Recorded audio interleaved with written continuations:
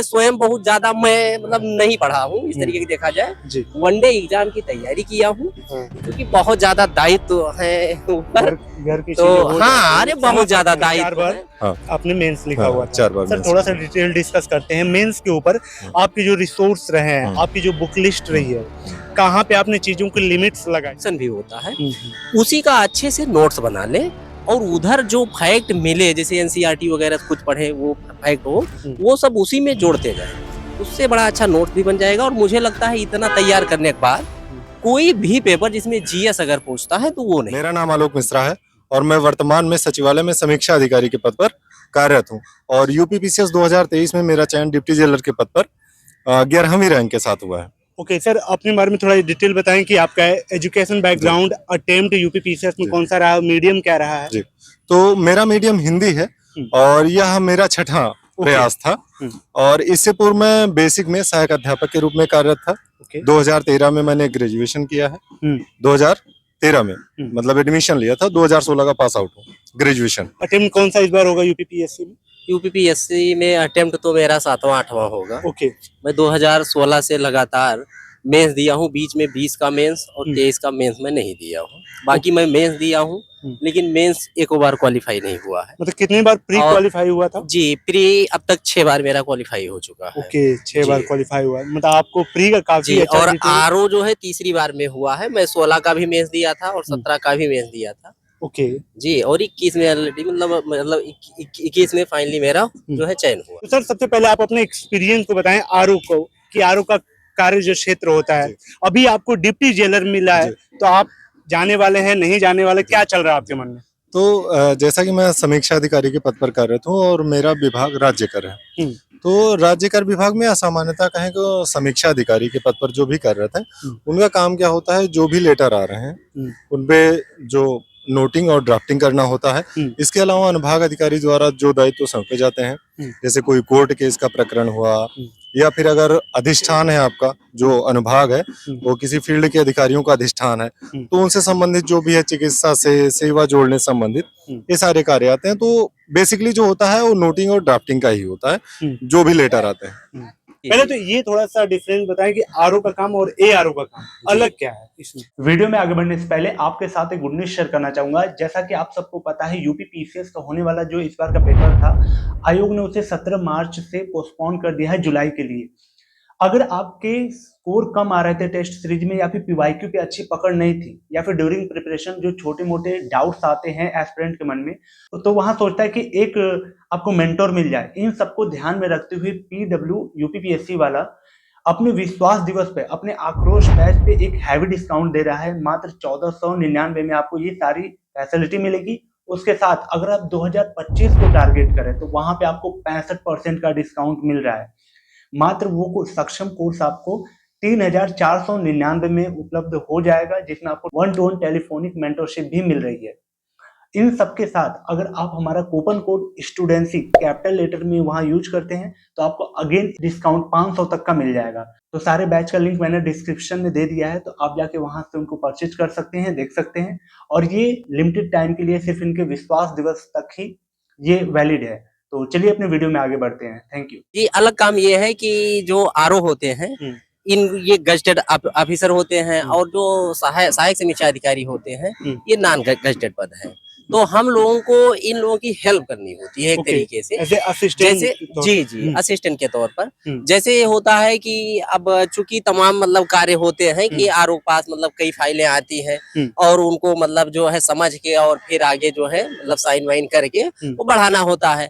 तो हम लोगों को मतलब सामान्यतः की जैसे दे दिए कुछ टाइप करना है, ये मैटर टाइप कर दीजिए, कुछ फॉर्मेटिंग करना है तो ये फॉर्मेटिंग जो है कर दें। साथ ही जो मतलब पत्र होते हैं उनका रख रखाव मतलब हम ही लोग मतलब देखते हैं फाइल वगैरह। एक आरओ के पास 2-3 एआरओ होते हैं या सिर्फ एक होता है या फिर उस कार्यालय ये सेक्शन के ऊपर डिपेंड है कि सेक्शन ऑफिसर मतलब किस तरीके से अलॉट करते हैं कि एक सेक्शन में कितने समीक्षा अधिकारी होंगे और कितने सहायक समीक्षा। मैक्सिमम कितना रहते, कुछ आइडिया आपको? मैक्सिमम ये सेक्शन के ऊपर है, लेकिन मिनिमम है और मैक्सिमम तो नहीं है। मिनिमम है कि एक समीक्षा अधिकारी, एक सहायक समीक्षा अधिकारी, एक अनुभाग अधिकारी, ये हो गए निश्चित है। ओके ठीक है, और बाकी अधिकतम कुछ भी हो सकता है सेक्शन के। विभाग के ऊपर है कि हाँ। वो कितना बड़ा है वो दायित्व आपका। ठीक है, तो सर आप अपने डिप्टी जेलर वाली जर्नी को बताएं कि आप ज्वाइन करने वाले हैं, नहीं करने वाले हैं, एक्सटेंशन लेंगे या फिर आगे रैंक इम्प्रूव करना हाँ। है? नहीं तो सबसे पहले तो मुझे रैंक ही इम्प्रूव करना है, तो कोशिश यही करेंगे एक्सटेंशन ले लें और एग्जाम अगर हो जाता है पहले 2024 का जुलाई में मेंस हो जाता है तो हो जाएगा, फिर उसको हम ज्वाइन कर लेंगे डिप्टी जेलर के पद को। ओके, डिप्टी जेलर और आरओ हाँ। के बीच में डिफरेंस कुछ अगर बताना चाहें। जैसे सबसे पहला डिफरेंस तो यही है कि दोनों का जो ग्रेड पे है वो डिफरेंस है। डिप्टी जेलर का 4600 ग्रेड पे है और समीक्षा अधिकारी का 4800 ग्रेड पे है। इसके अलावा जो लोग बताते हैं, हाँ, वर्क प्रोफाइल में अंतर है। जैसे कि समीक्षा अधिकारी के पद पर है तो केवल लेखन से संबंधित कार्य है कि आपको जो भी लेटर आ रहा है उसी पे नोटिंग ड्राफ्टिंग करना है और एक अनुभाग रहता है। उसी हिसाब से डिप्टी जेलर में भी है कि बैरक अलाट होता है किसी जेल में, लेकिन वो है कि फील्ड की जॉब है और कुछ पावर उसमें होती है। इसमें होते हैं कि इतने अधिकारी ऊपर रहते हैं, तो खास इसमें थोड़ा परिवर्तन हो गया समीक्षा अधिकारी में। आपका जो सर्कल है, हाँ। कैसा सर्कल है? आरओ वाला है हाँ। या फिर किस तरह की आपकी ग्रुपिंग रही है? कुछ सिलेक्शन हुए हैं? हाँ, तो मेरी जो यहाँ पर आने के बाद ग्रुपिंग रही है, एक प्रेम शंकर पांडे सर है जिनसे मेरी मुलाकात हुई और दोनों लोग साथ में मॉक देने जाते थे। उनका सेकंड रैंक है? हाँ, उनका एसडीएम पद पर सेकंड रैंक है। और मोहित भाई हैं, इनसे थोड़ा संपर्क बना विचारों की समानता की वजह से। दोनों में मेल जोल काफी, और बाकी तो सभी साथ के हैं, सभी से बातचीत होती है। ओके, आप अपनी पहले एक बताएं कि जो प्री आपने 6 बार क्लियर किया है यूपीपीएससी का, क्या राज है, क्या हैक पता है आपको? राज ये है कि वैसे मैं बेसिकली वनडे एग्जाम की ही तैयारी किया हूँ। ठीक है। और वनडे एग्जाम में मैं ये देखा कि घटना चक्र को बड़े अच्छे से मैं क्लियर किया। और तो मुझे लगता है कि घटना चक्र जो पढ़े और यूट्यूब से हम मतलब जो है भी तैयारी करते रहे, जैसे खास करके ओनली आईएएस का जो चैनल है उसको मैं बहुत ज्यादा फॉलो किया, तो उसी सबसे निकल जाता था। कुछ चीजें जैसे अभी बोल रहे हैं ना कि उन्हीं सब चीजों से निकल जाता है, सबको पता है क्या पढ़ना कैसे पढ़ना है, लेकिन वो कर नहीं पा रहे हैं। आपने 6 बार क्लियर किया है, मतलब कुछ स्पेशल आप करते हैं, क्या क्या करते हैं, थोड़ा सा डिटेल बताएं। जैसे मुझे जहां तक लगता है कि पीसीएस प्री जिन लोगों में नहीं निकला होगा वो जीएस हो सकता है, नहीं उससे जो सीसेट वाला पेपर है उससे उनका मतलब जो है प्रॉब्लम हुआ हो। तो मुझे लगता है कि जीएस के साथ साथ जैसे घटना चक्र वगैरह ये सब क्लियर करें, साथ ही सीसेट पर भी थोड़ा ध्यान दे, नहीं उसी में फेल हो जाएंगे तो फिर कोई औचित्य ही नहीं है। पहले आपने देखा था इनका रिजल्ट कि इन्होंने बताया था आपको? नहीं, मैं देखा भी था और भैया भी बताए थे। अच्छा, दोनों लगभग समानांतर पर के आए हैं। ओके सर, उस मोमेंट को बताएं जब रिजल्ट आउट होता है, आप लिस्ट में अपना नाम देखते हैं, किसको पहले कॉल करते हैं और क्या रिएक्शन रहता है? सबसे पहले तो मैं बता दूं कि मेरा छठा प्रयास था और लगातार इतनी असफलता मिली थी। मतलब मैंने जितने भी मेंस दिए थे उतने इंटरव्यू कॉल हुई थी, एक भी रुका नहीं था, तो नहीं हो रहा था। तो अब की बार थोड़ा मायूसी थी कि नहीं होगा तो आगे नहीं प्रयास नहीं करेंगे। लेकिन इस बार थोड़ा तैयारी किए थे तो, और आंसर राइटिंग पे काफी फोकस किए थे, जिसकी वजह से चयन हुआ, तो बहुत खुशी हुई। और सर्वप्रथम मैंने अपनी पत्नी को कॉल किया था, क्योंकि मैं जब डिमोटिवेट हो जाता था काफी सपोर्ट किया, तो काफी सपोर्ट करती थी। वो क्या करती हैं? वो अभी तो घर पे ही हैं, मम्मी पापा की देखभाल कर रही हैं। एमएससी बीएड है मैथ से। मतलब आपने 6 बार अटेम्प्ट दिया था, 6 बार आपने मेंस लिखा? नहीं, 2019 में मेरा मेंस क्लियर नहीं हुआ था, 2022 का मेंस मैंने ड्रॉप कर दिया था। 4 बार आपने मेंस लिखा हुआ था। 4 बार। सर थोड़ा सा डिटेल डिस्कस करते हैं मेंस के ऊपर। आपकी जो रिसोर्स रहे हैं, आपकी जो बुक लिस्ट रही है, कहाँ पे आपने चीजों की लिमिट्स लगाई थी, कुछ चीजें बताएंगे? जैसे कि मेंस के लिए तो जो सबसे महत्वपूर्ण सोर्स मैंने रखा था वो घटना चक्र थी। घटना चक्र जो मेंस का आता है, मैंने उससे काफी प्रैक्टिस किया था। इसके अलावा जो प्रीवियस ईयर आता है और अब की बार जो 2023 का हुआ था मेंस, उसके लिए मैंने जो 5th और 6th पेपर था, यूथ का जो आंसर क्वेश्चन का आंसर एक बुकलेट निकला था, उसको खूब प्रैक्टिस किया था।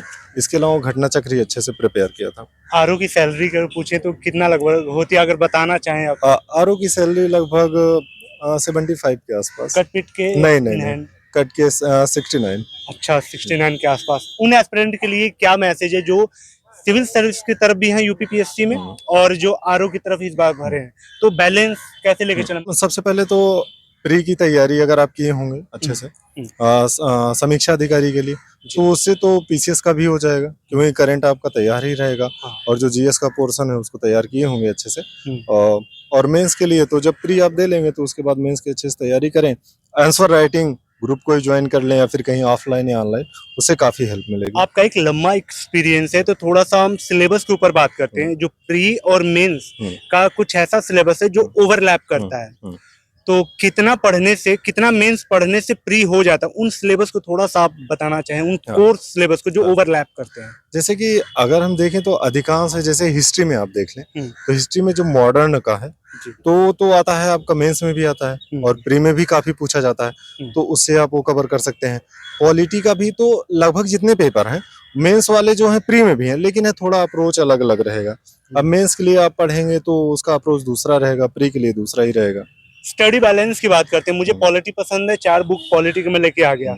मुझे हिस्ट्री पसंद है, 4 बुक हिस्ट्री की ला दिया। ऐसा कुछ होता है आपके लाइफ में, या फिर अगर जिसके साथ होता है, बैलेंस कैसे करना चीजों को? बैलेंस करना उसे इस हिसाब से कर सकते हैं कि आपको पहले PYQ देखना चाहिए, वेटेज किसका ज्यादा है। वेटेज किसका ज्यादा है। और 4 बुक लेने से फायदा नहीं, आप एक बुक पढ़िए और कई बार पढ़िए। मैंने तो किया है, क्योंकि घटना चक्र मैंने कई बार पढ़ी है, और जो बुक मैंने जैसे कि, और बुक लगभग सबको पता है कि मॉडर्न के लिए आप स्पेक्ट्रम पढ़ेंगे और पॉलिटी के लिए लक्ष्मीकांत पढ़ेंगे, वही पढ़िए और आप कई बार पढ़िए। कुछ सप्लीमेंट ऐड किया था इनके साथ आपको कोर बुक के साथ? कोर बुक के साथ जैसे केवल घटना चक्र मैंने पढ़ता था विजन IAS का। और मंथली मैगजीन्स या करंट?